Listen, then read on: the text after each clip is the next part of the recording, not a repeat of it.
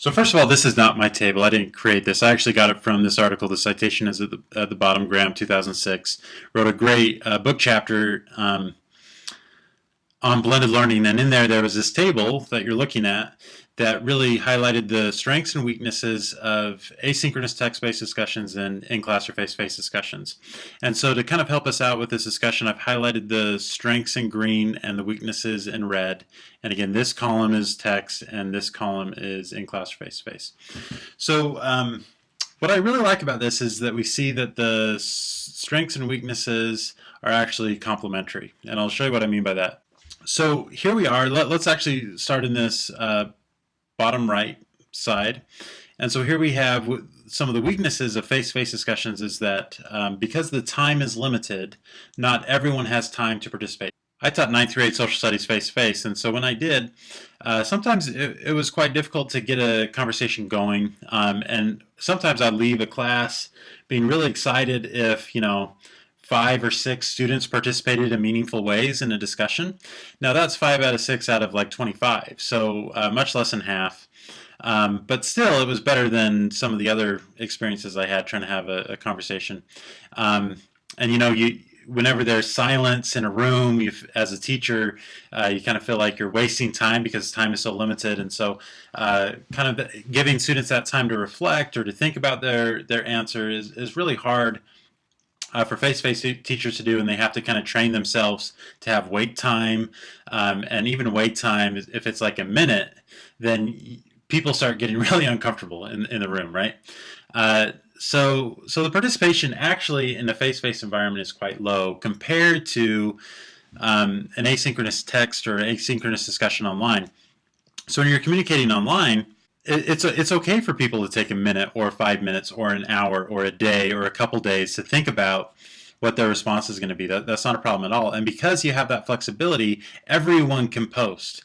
And so because of that, you have a much higher level of participation in online discussions than in face-to-face discussions.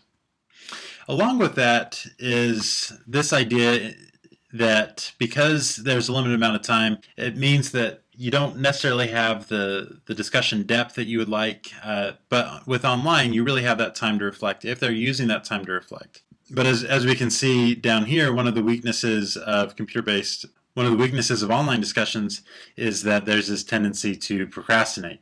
So sometimes they're not using that time to reflect at all, and everyone kind of goes on there in the last day and tries to have a discussion in a very small amount of time anyway. So as a teacher, you need to kind of plan for that and have midweek deadlines or deadlines for different posts and things like that. But this time to kind of think and reflect, this is especially important for people who have a hard time communicating. So that might be a language barrier. It might be that they're introverted and it takes them a longer time to kind of think about what they want to say and craft their responses. But in an online environment, you have much more time to do that. So one of the weaknesses of especially a text-based online discussion is that you don't have that spontaneity because there's sometimes very long lag times in between exchanges, and so you don't necessarily have that spontaneity or that synergy where one person says something and someone else says, and you quickly build on ideas. That's not to say that you can't build on ideas, and really in online discussions you do just the same as you would face-to-face, except that it doesn't have that excitement or that synergy or kind of that rapid firing of ideas. So that's really a strength of face-to-face discussions, and it's something that online you just don't get. Another thing here is the human connection. Now there's a lot of debate about this because yes, face-to-face it is easier to kind of develop these relationships, but if I'm teaching 30 students, I probably don't have a lot of one-on-one human connections with or conversations with each student each day, or even each week. You might go weeks without really speaking to students in a meaningful way. However, in an online environment, your communications tend to be one-on-one. However, they also tend to be text. And so because they're text, it can be hard to kind of see the person on the other end as a person. I mean, you know in your mind that they're human, that it's a person, it's not a computer, but you don't really understand their personality or see their personality. So one thing that people are starting to do is instead of using asynchronous text-based discussions, they're using asynchronous video discussions. So they're using video discussions to to kind of establish their presence, their personalities, and so when you're communicating, you still have a high level of flexibility that allows for reflection and things like that. But you also see the person, and you feel like you better understand who they are because of that. So what I really like about this again is that the strengths and the weaknesses are complementary. So hopefully this video kind of helped explain what I meant by that.